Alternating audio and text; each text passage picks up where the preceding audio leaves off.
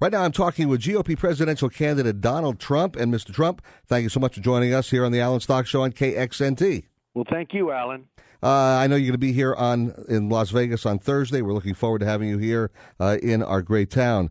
Let me ask you a few of these questions, which I know people are thinking about right now. On the policy and foreign policy, if you were president right now, what actions would you be taking specifically in Syria and Iraq?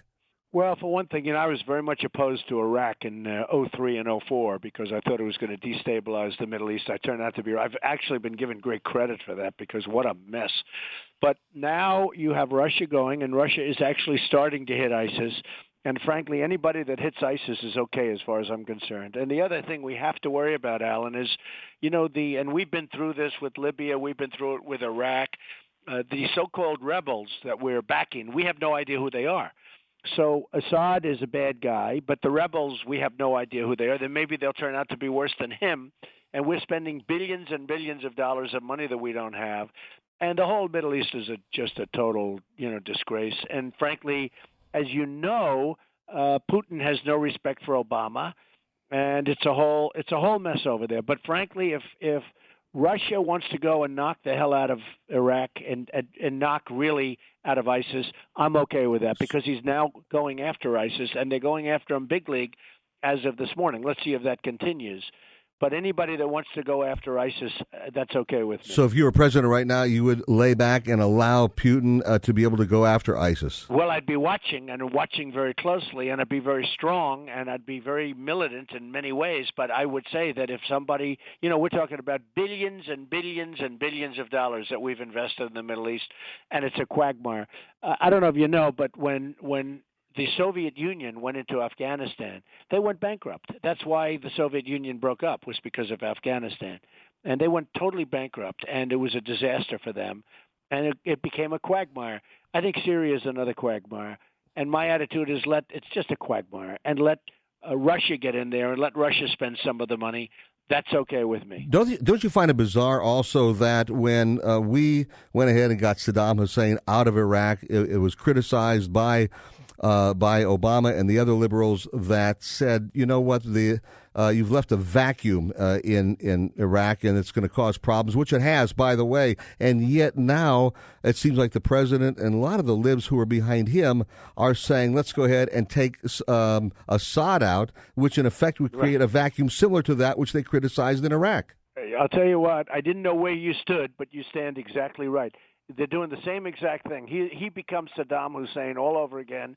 Now, the only difference is the place is already a mess. It's been with Iraq, it wasn't such a mess until they end up, knocking the hell out of it. And see, you had Iraq and you had Iran, and they were of equal military strength. They were of equal power, and they'd fight all the time, and nobody would get anywhere. And then they'd go and rest, and then they'd fight for 5 years. I mean, it was a mess, but nobody moved. And the Middle East was essentially stabilized. I wouldn't want to live there, but it was essentially stabilized.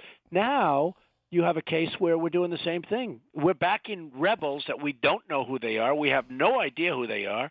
I spoke to a general 3 days ago who's very familiar with the whole Middle East situation. He said, Mr. Trump, we have no idea who these people are that we're backing. They could be ISIS. And so I think it's time. Let Russia spend some of its money. We're in there for about $4 trillion already, if you know what I mean. I know exactly what you're talking about. $2 trillion in Iraq. Our country is going to hell. Our roads, our bridges, you see it all over the place, and our airports. And I think it's time that we take some money and put it back in our country. Let Russia enjoy themselves and let them go and fight, and let them fight hard. And right now they're attacking ISIS, and that's very good. I'm talking with GOP presidential candidate Donald Trump here on KXNT. And immigration, let me ask you this. I know you've talked about the idea of deporting 11 million and letting them come to the back of the line and do it legally. Some people have suggested this. About half the illegals are those people who have actually overstayed visas. What about reissuing visas to those people and then just concentrate on the possibility of needing to deport, let's say, half of the 11 million? Well, I think a lot of the people that, depending on the way we set it up, a lot of the people will be leaving because you're going to make it very difficult for them. Now, if they're good and if they've had a great track record and a great record here, Alan, I think they'll come back and maybe expedite it and they'll come back. But we either have a country or we don't. You're either going to have a legally binding everything between borders. We need the border. We're going to build the wall, which is desperately needed because what's coming through this, if you look at the drugs that are pouring, I don't know if you saw where they build ramps for trucks that ride right over these walls that they build, these little walls.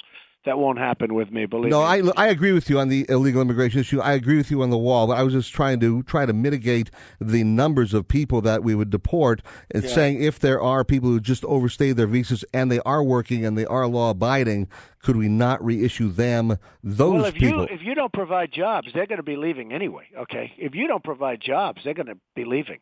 And frankly, our economy is not doing very well, and as you know, and we can't supply enough jobs for our people. We have now almost 100 million people that basically aren't working. I agree with you totally on that. But if people are employed right now and they had overstayed their visas, would you be willing to consider reissuing visas to them? Well, depending on a lot of things, including records. But the one thing we have to do, Alan, is we have to have people coming in on a legal basis. And so, what you're saying is a visa is a legal basis, and a lot of people are doing the visa thing right now, and a lot of companies are doing it. So it's certainly something we can all think about. I'm talking with GOP presidential candidate Donald Trump. Recent polls show a slight slip for you. Do you see this as an adjustment or a trend? No, I think it's been very little. We had a tremendous poll. OAN just issued a tremendous poll where about 35%. NBC was at 29%. A couple were a little bit lower than that, and in a couple of them there was a little bit down, but not much. No, I think it's hanging in tough. I actually don't even believe. I actually think we're better than the polls, to be honest with you. Because Alan, when I go out and make speeches, we're packed. Every place is packed, and I actually think we're better than the polls that I'm seeing. But time will tell. The only thing that will tell will be on February 1st. We're going to start to see. Right. So, but if anything, you say maybe an adjustment, not a trend. Well, it could be an adjustment, but I certainly don't see it because we're getting the biggest crowds of anybody, including Sanders. In Mobile, Alabama, 35,000 people. We had 20,000 people in Dallas. We have unbelievable. Last week we had 20,000 people in Oklahoma. And it was amazing. I mean, it was an amazing event. And, we're getting tremendous crowds. No, I actually think that, my polls, as you know, I'm leading in every single poll and by pretty good numbers. But I actually think that the numbers are better than the polls are indicating. I may be wrong, but I think. When and if you become president, would you move the American embassy from Tel Aviv to Jerusalem and recognize Jerusalem as the capital of Israel? Well, I'll tell you what, it's something I'm going to think about very strongly, and I have very good relationships with Bibi and with all of the people over there. And by the way, you talk about people that have been treated badly by a president. That is really a group that's been treated badly by a president. And Israel, with the Iran deal, and it's hard to believe what's happened to Israel in terms of the way the United States has treated them, and especially with regard to the Iran deal, which is catastrophic, the Iran nuclear deal. So that would be something I'd absolutely be talking about. So you wouldn't commit to it at this point, but it's something you would be thinking about. Well, I would be talking to a lot of people, and I'd make the decision, and it would be the right decision. All right, listen, do you want to break something on the air right now? Can you tell me who you're really considering as a possible VP? Give me a couple of names. Well, you know what? I'd love to, and I do have a couple of people in mind, maybe. But give me one or two. A little bit soon. I'm one of these believes that let's get the job first, and then I can worry about it. And I'm going to be tomorrow. It'll be great. We'll be about 11 o'clock at Treasure Island at the hotel. The great Phil Ruffin, he owns it. I don't know if you That's know on. Phil. Yeah, I've had him on my show. It's on Thursday, actually. You're going to be here. Let me just ask you this. Of the people you're considering, are any of them currently running for president? I will tell you the next time I speak to you, and I will speak to you again.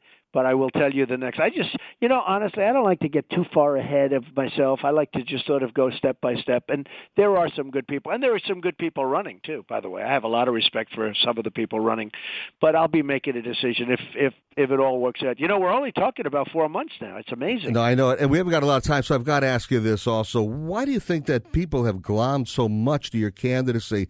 Some people think it's because you were an apprentice and this and that. But, so many people have in a populist way, have gone to your candidacy and are supporting you. What's behind that?